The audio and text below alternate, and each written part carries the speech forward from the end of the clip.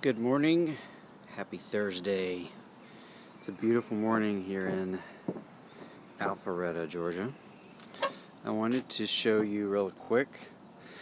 We call this the table of improbability. You can see the morning sun coming up behind those trees.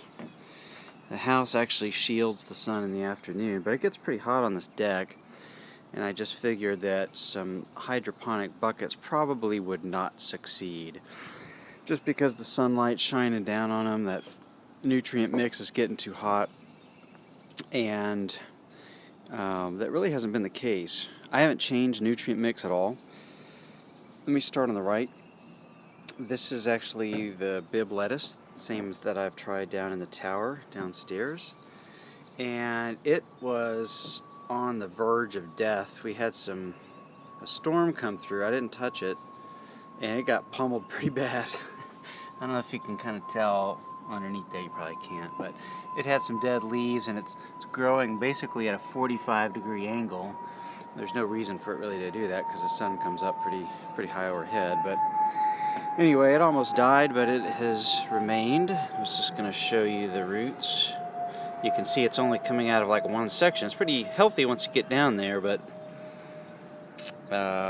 it should look a lot different than that.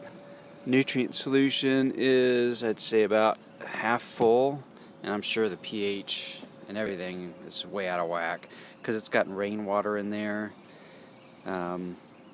Been up and down in temperature, so I haven't tested it. I think I should. That'd probably be a good idea. But I mean, it's growing into something that's going to end up being edible, which I was very surprised at. The other thing is it's got black tape, which I figured would be. I didn't know they had white duct tape, or I would have bought that. So the black I figured would absorb too much of the sun. That thing would just get so hot. And, it's only spring, so we'll see once the temperatures get up. But I'm, quite frankly, pretty surprised it's still alive. The basil plants we were extremely hopeful for. They looked fantastic for a while. And then the storm came and just almost killed them. You can see this one just got chewed up. But they're starting to spring some new leaves there, and so I'm hoping that eventually they'll come around. Let's see what the roots. I haven't looked at this one in a long time. I'm kind of anxious to see it. Once again, I have not changed the nutrient solution or tested it since I started it. Wow, it looks fantastic, actually. The roots are nice and white. It's very wide and very long. So that looks a lot better than I would have imagined given the shape of this plant and the basic neglect I've had of it. So, very surprising results so far from those two. This particular one is a cilantro bucket, and I was growing this inside, and it looks pretty good, but it was growing out of room on the shelf that I had it, so I thought I would put it out here. I'm going to walk over and see if I can't see the root structure of this one, but all these were planted basically at the same time. Let's see here, it's a little tricky because they get sticky. These are just those 2 or 3 gallon food grade buckets at Lowe's.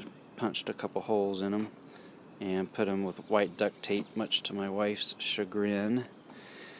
But it makes a nice cover. Ooh, that looks very good, very healthy, super white.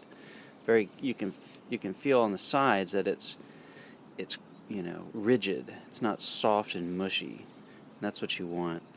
Very, very impressed with that. Once again, I have not touched the nutrient solution on this one at all. And for an indoor plant with zero maintenance, I'm pretty pleased. Anyway, thought I would show you that this morning. Until next time, have a great weekend.